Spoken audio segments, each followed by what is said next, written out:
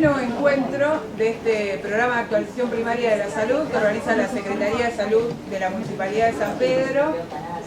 Y hoy tenemos, como es habitual, dos módulos que vamos a estar compartiendo. En primera instancia, un módulo sobre estrategias y control ginecológicos en la APS, y en segunda instancia abordaremos el control del embarazo en la atención primaria de la salud. Ambos módulos van a ser moderados por Pía Robles, que es médica tocoginecóloga, que es referente de atención primaria de la salud, de ginecología y obstetricia. Y vamos a tener para este primer módulo a la doctora Ivana Strasser, que es médica especialista en ginecología y obstetricia, jefa del servicio de ginecología del Hospital de Emergencias Clemente Álvarez y médica de planta del Sanatorio de la Mujer.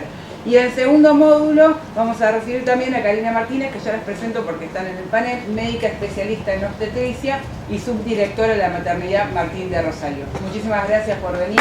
En realidad el tema que me había tocado era muy amplio, porque hablar de toda la estrategia de ginecología para atención primaria era muy amplio, así que me pareció importante por lo menos centrarme en donde podemos hacer algo entre todos, que es en la prevención y tratar de ver cómo podemos bajar la mortalidad en el cáncer de cuello de útero, ¿sí?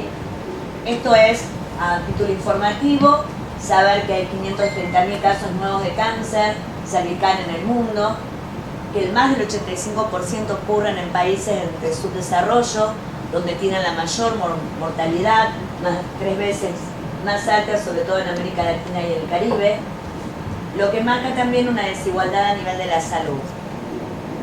Lo más importante es que el cáncer de cuello es una enfermedad con una larga historia natural. Se habla más o menos de 10 años. Y eso nos permite entonces tener muchas oportunidades donde podemos hacer una intervención para tratar en un primer momento de prevenirlo, de hacer un buen screening y después también hacer un buen tratamiento.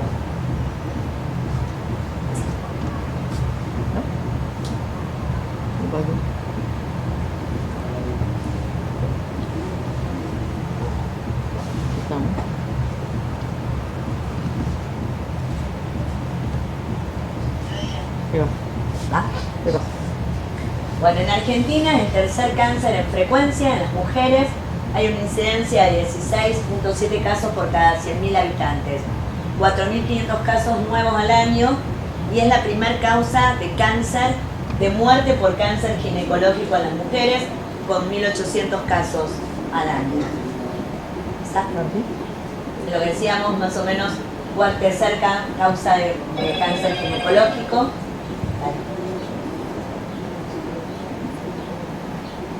Lo más importante es esto. La mitad de los casos pueden ser prevenidos a través de una correcta aplicación de estrategias, sobre todo organizadas en lo que sería un tamizaje poblacional. Y esto también es importante, que en pacientes con cáncer de cuello, el 50% nunca habían recibido un tipo de screening. Y hay un 10% que en los últimos 5 años antes del diagnóstico tampoco recibió ningún screening. O sea, esto es muy... Por eso puse los números, porque realmente es impactante, ¿sí? El hecho de conocer el rol del HPV como fundamental en el desarrollo y la relación con el cáncer del cuello nos permitió plantear dos estrategias que por eso me parecía muy importante, sobre todo en atención primaria, tenerlas en cuenta. La prevención a través de la aparición de las vacunas y, por otro lado, tratar de mejorar cómo hacemos este screening. Pasala. El HPV es un papiloma, el papilomavirus es un ADN que tiene sobre todo alta especificidad sobre mucosas y sobre epitelios.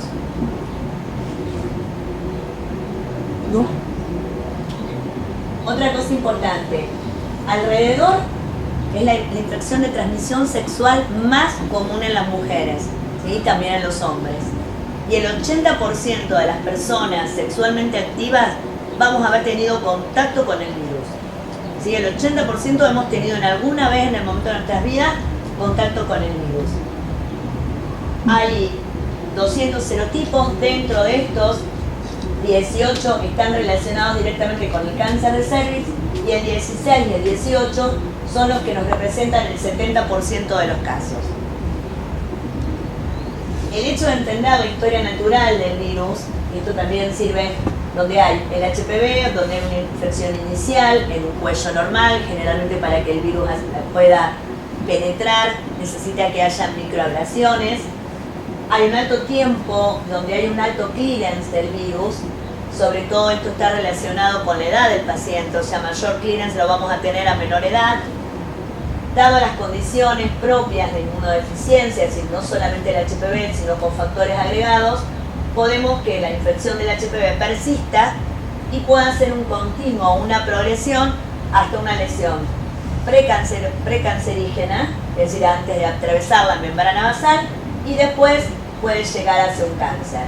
Teniendo en cuenta que fíjense que en varios puntos hay probabilidad de que haya una reversión. Esto es lo mismo, fundamentalmente lo que vemos, otra cosa importante, que el virus no produce viremia. Eso hace que la infección natural no nos dé inmunidad. Entonces, el hecho de estar expuesto al virus no nos garantiza que si volvemos a estar expuestos tengamos alguna manera de defendernos. Y fundamentalmente para que replique a nivel de los epitelios, tiene que haber una inmunosupresión local. En base a todo esto que venimos hablando, uno puede tener una acción para poder tener acción sobre la disminución de la mortalidad de cáncer de cuello en tres aspectos. Una prevención primaria, secundaria y prevención terciaria, también teniendo en cuenta la edad y también la prevalencia donde vamos a tener la infección del virus.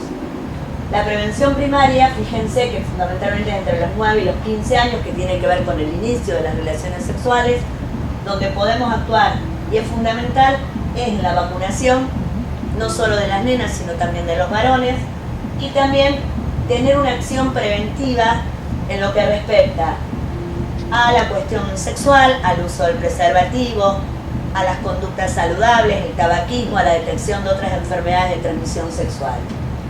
En una prevención secundaria, que estaría dada sobre todo a mujeres mayores a 30 años, lo más importante es el screening y la detección y el tratamiento de las lesiones preinvasoras.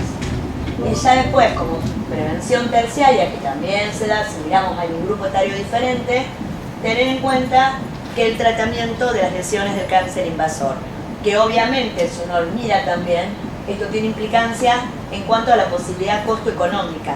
No es lo mismo una vacuna que tener que armado un tercer nivel para hacer un tratamiento tanto quirúrgico como radioterapia o quimioterapia, que nos lleva un montón de cuestiones más importantes incluso para el diagnóstico y para el tratamiento.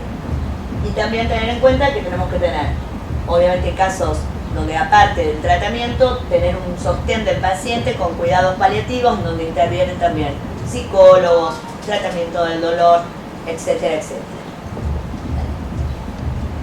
Entonces, ¿con qué herramientas contamos para disminuir el cáncer de cuello de útero? La prevención secundaria, que está dada por el screening, que tiene que tener, para que sea eficaz, una cobertura de más de un 80%, una alta sensibilidad, y eso también nos permite una atención oportuna de los casos. El PAP, esto es otra cosa importante, en Latinoamérica la cobertura por Papa Nicolau no supera el 50% de la población. Y otra cosa importante, que el PAP tiene un 50% de falsos negativos. ¿Esto qué significa?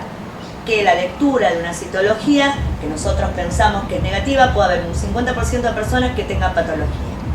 Y esto se va a grabar, sobre todo, desde que aparezca la vacuna, que va a disminuir aún más la sensibilidad de la citología.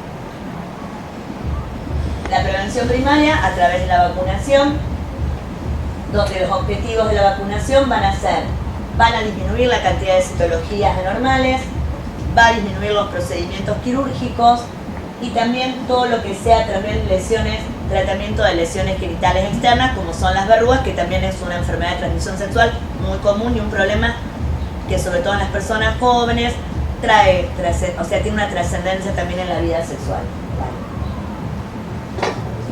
La vacuna contra el HPV, importante, previene cáncer de cuello, ayuda a prevenir cáncer de orofaringe, ano y vulva. El de orofaringe estamos hablando de la nonavalente, la nueva que está aprobada a partir del 2020, que es importante porque en estos casos, en el caso del cáncer orogenital, no tenemos manera de screening satisfactoria. La importancia de vacunar siempre antes del inicio de las relaciones sexuales. Y otra cosa que uno tiene que tener en claro, que la vacuna no tiene efecto terapéutico. Es decir, nosotros la aplicamos, pero no sirve para esa infección. Bueno, esto es un poco el desarrollo de la vacuna a nivel del mundo. Cuando se aprueba primero la vacuna la Cervarix, 2006, 2008 la cuadrivalente y ahora 2020 la nanovalente. La vacuna ideal tiene que ser inmunogénica, es decir, lograr un alto porcentaje de cero conversión, producir inmunidad a largo plazo. Siempre en las vacunas, cuando se empezaron, lo mismo fue con hepatitis B, primero no sabíamos cuánto tiempo iba a durar, después se vio que la inmunidad duraba un montón de tiempo, primero hablaron de una cantidad de años, después se fue extendiendo. Bueno, acá es lo mismo. Que dé una protección sobre el virus y sus variantes y que no tenga efectos adversos. Las vacunas aprobadas son 3, bivalente Cervarix, la cuadrivalente y la nonavalente. Lo importante es que son vacunas de bioingeniería, no producen viremia, no son oncogénicas tampoco, no son infecciosas, no son virus vivos atenuados. Solamente tienen parte del virus que puede provocar una respuesta inmunológica. Importante acá, la vacuna bivalente tiene una eficacia casi en un 70% de posibilidad, de un 80%, perdón, de cubrir sobre todo el HPV 16 y 18, que es el responsable del 70% de los cánceres de cuello, y en la nonavalente llega a casi un 90% porque cubre todo este grupo que es el 31, el 35, el 45, el 52, que son los que también son los responsables del 20% de los casos de cáncer de cuello restantes, y también lo que hablábamos de orofaringe y también de lesiones anales y vulvares. Y en estas últimas, la cuadrovalente y la nonavalente, se suma también a tener acción sobre el 6 y el 11, disminuye la probabilidad de las verrugas. ¿Seguimos? Ahí está. Ese es el final. Entonces, importante, todas estas vacunas son altamente eficaces, tanto desde el lado inmunogénico, es decir, logran altas tasas de cero conversión, y estas dos últimas asumen también para lo de las verrugas anogenitales, claro, que más o menos es como un resumen. Cero conversión a un 100%, lo importante es que podrían dar una protección al menos de 10 años y no sirven como tratamiento. Esto en la Organización Mundial de la Salud, primero hablaban de 3 dosis y después lo que hoy se sabe es que son 2 dosis separadas al menos por 6 meses. Esto también es importante, la tasa de cero conversión es inversamente proporcional a la edad. Es decir, cuanto más chicas ponemos la vacuna en personas más jóvenes, mayores tasas de cero conversión podemos lograr. No obstante, la bivalente se puede colocar hasta los 55 años y la cuadrivalente hasta los 45, sabiendo que a nivel de salud pública, costo-beneficio, no tendría la eficacia que uno esperaría, ¿sí? O sea que uno trata de que la vacuna se la coloquemos en las nenas, y la Organización Mundial de Salud también hablaba hasta los 24 años sería donde mayor eficacia tendríamos. Ahora, si alguien nos pregunta si se puede vacunar, por supuesto que sí, pero uno tiene que aclarar esto, que la eficacia no es la misma, que tiene que ver con la cero conversión. Dale. Vuelvo a decir lo mismo, en lo que hablamos recién, lo hacemos. La eficacia, la mayoría de los estudios se basaron en evaluar los niveles de anticuerpos y después la aparición del SIN2 o verrugas y la persistencia del HPV en más de 6 meses, y la seguridad que tiene que ver con los efectos adversos. Lo importante esto, la vacuna, hay varios trabajos, el Patricia y otros más que se fueron haciendo, donde vieron que la eficacia de la vacuna bivalente es casi el 100% para prevenir lesiones de alto grado, y que más o menos a partir del seguimiento que se pudo ver, aproximadamente en la mayoría de los trabajos daba de más de 8 años. La vacuna tetravalente también, fíjense que es más o menos lo mismo, y también se agrega acá la prevención de vacunas anogenitales en un 95%. En cuanto a la prevención de cáncer de cuello, esto es importante, se vio que en pacientes que se vacunaron antes de los 17 años había una alta eficacia para disminuir el cáncer de cuello casi en un 80%. Si nosotros vemos este cuadro, se hicieron con más de 10 años de seguimiento, fíjense que las pacientes que no fueron vacunadas, cómo va aumentando la tasa de probabilidad de incidencia de cáncer a medida que van aumentando con la edad, y en las pacientes que fueron vacunadas, sobre todo en menores de 17 años, fíjense que la curva se mantiene bastante mucho más abajo. La vacuna nonavalente, bueno, es lo que hablábamos también, tiene la misma eficacia y se le suma también la acción sobre este tipo del HPV que está relacionado con las orofaringe, y también este 20% que queda sin cobertura, sobre todo con la cuadrivalente, si bien con la vacuna, la primera que salió, que fue la Cervarix, había algo de acción en alguno de los otros virus por acción cruzada. La seguridad, lo que hablamos en general, lo que hablábamos también de cómo vacunada, la vacuna nonavalente tiene igual, son 2 dosis, se podría, en realidad, no hay un trabajo que hable de cambiar, que las vacunas sean intercambiables. Si no hay otra posibilidad, sí uno puede completar el esquema con otro tipo de la vacuna. Y lo más importante son las 2 dosis. Y las 3 dosis en mayores de 15 años y en personas inmunodeprimidas.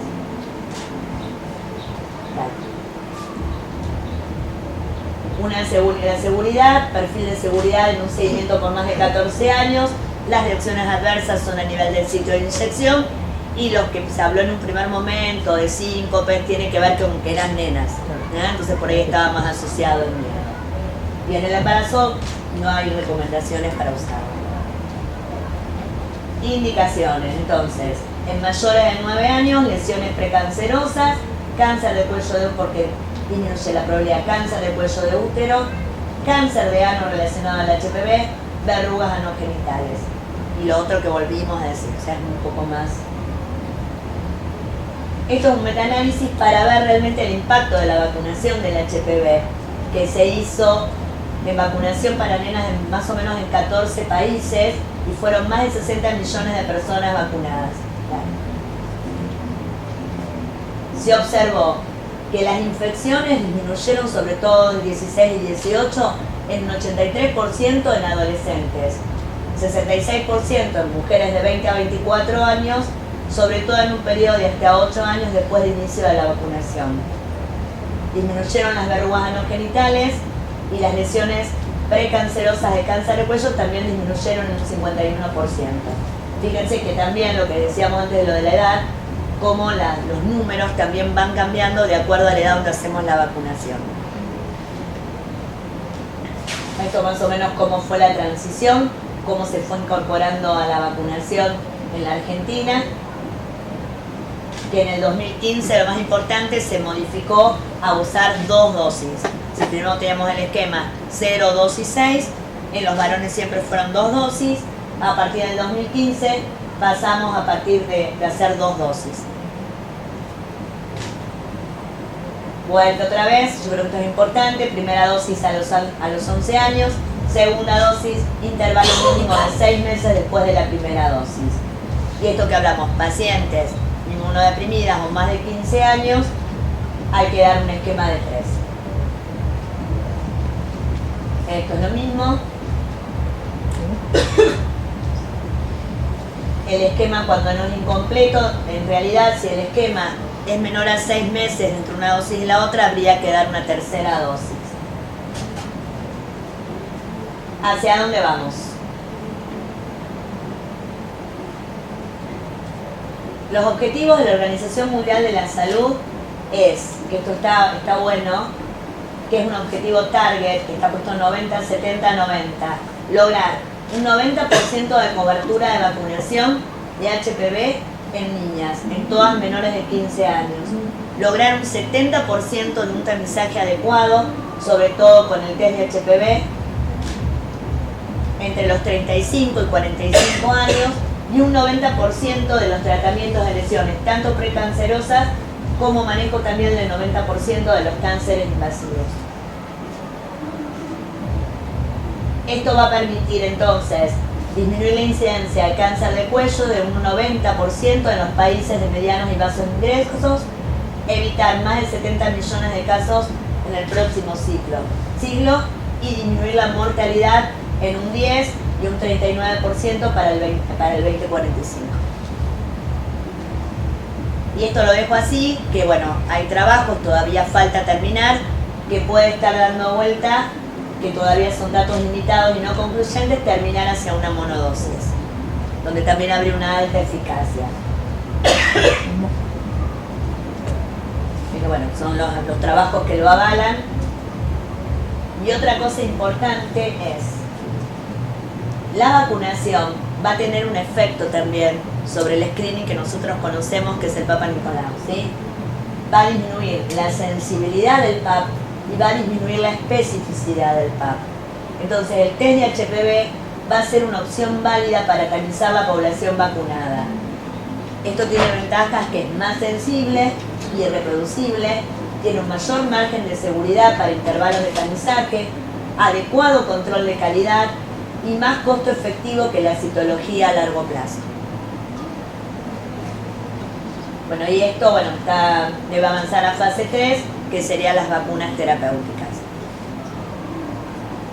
Entonces, la vacunación no modifica la evolución de la infección o lesión presente en este momento, ¿sí? Debemos aclarar que cuando vacunamos no es terapéutica la vacuna. Si bien uno puede vacunar a la persona que esté con un proceso, es decir, uno puede vacunar una persona que tuvo una colonización, uno la puede vacunar, ¿sí? O puede vacunar a una persona que haya tenido relaciones sexuales. Lo que hablamos antes, la inmunidad que logra la infección natural es muy baja, por esto que el virus no tiene una viremia. La vacuna tiene un cierto grado de protección cruzada, la vacuna, la Cervarix, lo que hablábamos también, que si bien es específica para el grupo 16-18, tiene acción cruzada con otras cepas. El antecedente de vacunación por HPV o lesión intraepitelial pasa a ser una indicación de vacunación en lugar de contraindicarla. Y lo que hablamos también, el objetivo final de la vacunación es disminuir la mortalidad por cáncer de cuello, para lo cual tenemos que lograr altas tasas de vacunación, correcto tamizaje y oportuno tratamiento de lesiones por HPV. Bueno, dentro del test de HPV como estrategia de screening, lo que hablamos acá es, en América Latina y en América Central, todos los intentos de tamizaje a través de la citología realmente tuvieron resultados muy pobres. Teniendo en cuenta lo que habíamos hablado antes, de que uno puede conocer la historia natural del HPV, uno puede detectar que el 90% de las infecciones por HPV van a ser transitorias y solamente un 10% va a tener una persistencia de infección, y eso se va a asociar a una probable progresión y aparición de lesiones. El HPV no es un virus cultivable, la detección de anticuerpos tiene baja sensibilidad, lo que hablábamos de exposición natural no da inmunidad importante, y lo importante es también que la infección de HPV no se trata, sí la enfermedad asociada. Esto que hablamos, porque un 90% de las infecciones pueden hacer un clearance y porque la infección per se sola no es sinónimo de terminar en un cáncer. Los test de HPV tienen alta sensibilidad, un alto valor predictivo negativo, permite una autotoma, tiene un procesamiento automático y semiautomático y una alta calidad de preservación. ¿Hacemos? Lo que nosotros usamos en Rosario como test de HPV es el test de Covas, que lo que permite es ampliar, lo que va a detectar es el DNA viral y a través de la cadena polimerasa utiliza la amplificación y puede determinar 14 tipos de HPV de alto riesgo en un solo análisis. Dale. Estos son los más importantes que dijimos 16-18 asociados al 70% del cáncer. Tiene una baja especificidad, es decir, no es un test para detectar lesiones precáncer. Lo que sí tiene es una alta sensibilidad, casi un 100% para detectar infección por HPV. ¿Sí? Es decir, esto hace que al tener una baja especificidad, es decir, yo no puedo decir una persona que tiene un HPV positivo tengo una lesión. Necesito de otro método para poderle agregar la especificidad. Es decir, tengo un test positivo, un HPV de alto riesgo. Ahora, eso tiene que estar, tengo que tener otro método para poder decir dónde estoy parada, si es una lesión de bajo grado, de alto grado, o a lo mejor un cáncer. Esto es lo que se llama un triage y lo que nosotros usamos y lo que se usa sí es la citología. Entonces el PAP acompañando como triage al test de HPV. Entonces, lo importante del test, alto valor predictivo negativo, cercano al 100%. Quiere decir, negativo, no tengo infección por HPV. ¿Sí? Eso hace que le permita menor posibilidad a una persona de desarrollar una lesión precáncer en un largo periodo de tiempo. Es decir, nos permite que nosotros entre 3 y 5 años tengamos la certeza que esa persona no desarrolle una lesión precancerígena. Distinto de la citología, ¿sí? Uno de los puntos a favor. Estos trabajos avalan esto del hecho de la sensibilidad del test de HPV y la tranquilidad de poder hacer los estudios cada 3 o 5 años. Dale. ¿Sí? Okay. Sí, está bien. No, Está bien. Esto se aprobó en el 2011, donde se hizo en el país por primera vez, fue en Jujuy, donde se vio la importancia y la utilidad del test de HPV para la detección y para el tamizaje, para la detección y tamizaje de lesiones de precáncer. Fíjense acá también, trabajando con una población de aproximadamente entre 30 y 64 años, el 85% de estas pacientes van a tener un test negativo y esto va a permitir que estas pacientes puedan controlarse cada 5 años.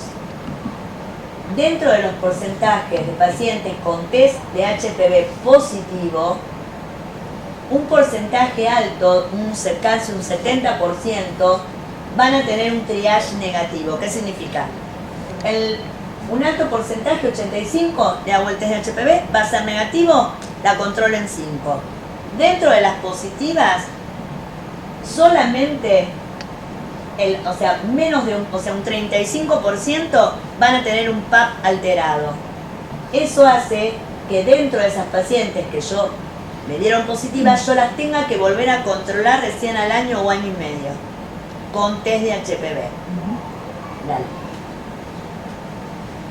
Entonces, eso que nos permite saber, solamente un 13% de mujeres que uno va a hacer el tamizaje por HPV van a necesitar un PAP.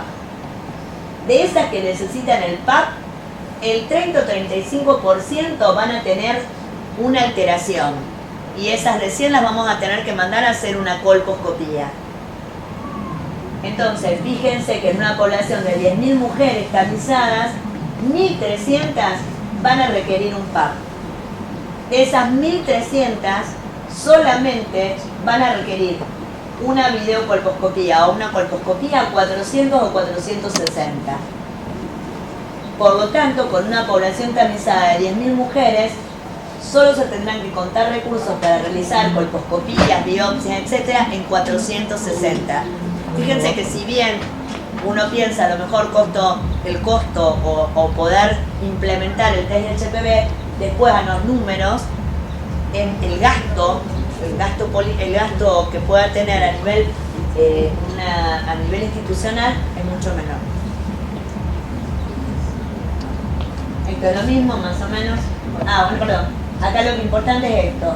Fíjense que solamente el 84% de mujeres entre 30 a 49 años que viven en países de ingresos altos se han realizado una prueba de detección alguna vez en la vida. Y hay un montón de mujeres, como vemos acá en los números, nunca habían sido sometidas a una prueba de detección de cáncer de cuello de útero.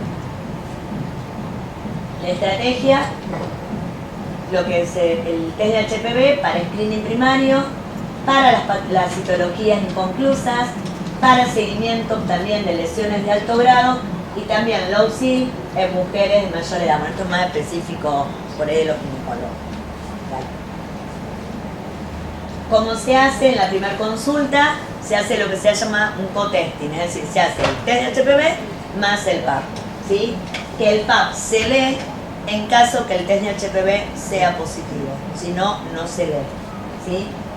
Entonces, de acuerdo a la citología, o sea, si el test de HPV fue negativo, esa paciente se controla recién en 5 años. Si el test es positivo, uno con citología negativa pasa a control por test HPV a los 12 meses o a los 18 meses, y las personas que dieron positiva tanto el test de HPV como la citología pasan a un triage, colposcopía, biopsia y demás yerba que tenga que ver de acuerdo al diagnóstico que tengamos. Dale. Esto es el algoritmo. Vamos. Esto también lo que habla se hizo también el Cochrane en todo para que nos quedemos tranquilos, digamos que la probabilidad que un test de HPV sea falso o negativo es menos de un 1%, o sea que eso nos da tranquilidad de poder repetir el test en 5 años, cosa que el PAP, lo que hablábamos anteriormente, con un valor, con una sensibilidad y con un valor de falsos negativos de casi un 50%, nos deja mucho más intranquilas. Y esto es la necesidad de la repetición. Bueno, esto también, más o menos, sigamos. Todos son un poco de dónde sale todo esto, que hay trabajos que se hicieron y que avalan esto, de que uno, dentro de la salud pública, que es lo importante. Esto del valor predictivo negativo, mejorando la prueba conjunta, permite esto de extender el intervalo entre 3 y 5 años. ¿Vale? Esto es lo que hablábamos antes, que tiene, o sea, la cantidad de cáncer que podemos encontrar asociado a HPV negativo es menos de un 1%, lo que nos da también la tranquilidad. ¿Vale? Esto es una manera de cómo uno entonces podría manejarse de acuerdo a la edad, a esto de la infección de HPV y en qué momento uno la tiene. Fíjense que recién se habla de hacer el test de HPV a partir de los 30. ¿Por qué? Porque las adolescentes tienen alta carga de HPV y tampoco ahí importa el tipo de HPV que tengan, porque van a tener una alta posibilidad de hacer el clearance. ¿Está? Entonces, en pacientes por debajo de los 30 años, no me importa el tipo de HPV que tengan, ¿está? Porque tenemos alta posibilidad de que la paciente haga el clearance por sí sola. Si no está vacunada, lo que sí es importante, empezar con la citología después de los 21 años, hacerla anualmente. Cuando tenemos 2 negativos se puede hacer cada 3, y a partir de los 30 hasta los 65 años, sí, el test de HPV cada 5 años.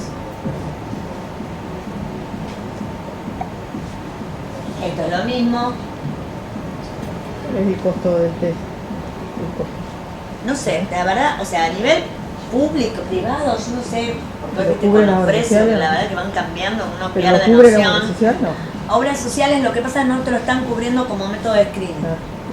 En algunas obras sociales lo que se ha logrado es que te lo reconocen para estos casos especiales, para el ASCUS, para el test de cura que nosotros llamamos para poscono, para la menopáusica, donde vos tenés que terminar de dilucidar, pero como screening, no. No, por eso hay que nosotros en Rosario, la verdad que eso nos orgullece, digamos, que lo podamos tener. Lo pueden A tener la en larga salud sí, pública. a la larga sigue siendo más barato. Sí. Tal cual. Es más caro, obviamente, que la cotización de un Papá Nicolau, pero a la larga es Costo efectivo y aparte por esto también de la cantidad de gente que vos podés tamizar y no terminás tamizando siempre lo mismo. Pues si vos te pones en el centro de salud, van siempre la misma gente y no tenés la oportunidad de esto del oportunismo, de ir viendo. Una de las cosas que también cuando pasame otras, porque otras que llamo más o menos siempre lo mismo, pasemos. Hay uno, esto, la autotoma, esto se hizo también en Jujuy. Digamos, ¿por qué? Porque también, dado la accesibilidad de la gente, el llegar, también se lo puede hacer. Digamos, que la misma paciente, en vez de hacerlo del cuello de útero, del canal endocervical, lo puede hacer de fondo de saco. Entonces, si había una dificultad en cuanto a la llegada de la gente hacia un lugar, con esto, y aparte por cuestiones culturales, religiosas, digamos, un montón de cuestiones se pueden sumar, esto permitía que hubiera un tamizaje en gente que a lo mejor nunca en su vida había llegado ni había tenido la posibilidad de ser escriñada. Dale. Bueno, esto también, lo que decíamos recién, lo mismo. Bueno, y esto volvemos a decir lo mismo, que la idea es que a partir de esto logremos, esas son las metas, logremos con la vacunación, un 90% de vacunación, con un alto porcentaje de screening, logremos disminuir la tasa de incidencia de cáncer de cuello, con lo que se evitarían 70 millones de casos. Esto es lo mismo que decíamos, 90% de chicas vacunadas antes de los 15 años, 70% de mujeres examinadas entre los 35 y 45 años y 90% de mujeres que tengan diagnóstico de cáncer de cuello puedan recibir tratamiento. Entonces, el test de HPV aumenta la detección de lesiones y permite mejorar los indicativos programáticos. Esto es lo que permite, la evidencia sugiere que la introducción de esta prueba acelera la reducción de la carga de cáncer de cuello de útero. Y aparte, es importante entonces, que es un método aparte tenerlo en cuenta, porque con la cuestión de la vacunación vamos a tener que cambiar el tipo de screening y el Papa Nicolau va a ir quedando obsoleto. Dale. Entonces el cáncer de cervix va a depender de la política de Estado, de los médicos, de que entendamos todos estos cambios, del paciente y del virus, no solamente de una patología. Esto lo puse más o menos el algoritmo que nosotros tenemos en el CEMAR. Volvemos a decir lo mismo. El 10% va a tener una infección persistente, un alto porcentaje de lesiones bajo grado van a repetir solas, sobre todo el 90% en menores de 25 años. Los factores más importantes, después si quieren yo se los paso, que son un poco las guías que nosotros tenemos de algoritmo en el hospital para el CEMAR. Los cofactores más importantes, el tabaco, la inmunodepresión, las enfermedades de transmisión sexual y antecedentes entonces a tener en cuenta son el test de HPV de los últimos 5 años, citología en los últimos 3 años, el esquema de vacunación y el antecedente de haber tenido un HSIL o un cáncer en los últimos 25 años. Volvemos al tamizaje, 3 años posteriores al inicio de relaciones sexuales, al año NHB o inmunocomprometidas, lo que hablábamos hasta los 29 años citología anual, que después de 2 negativas podríamos pasar cada 3 años y a partir de los 30 años el test de HPV. Esto pasemos lo que dijimos también, test de HPV, no 16, no 18 positivo, citología negativa o positiva, lo que hacíamos, volver a repetir el test o mandarlo a hacer el screening. Sigamos con esto más o menos todo lo mismo, que me parece que es más específico. Sí, ¿vale? Seguimos. Y la idea es no llegar a esto, que es la identificación de cáncer de cuello. Que hoy por hoy sabemos que es clínica y también necesita un esfuerzo muy grande, resonador y un montón de cuestiones, que la idea es por lo menos no tener que llegar a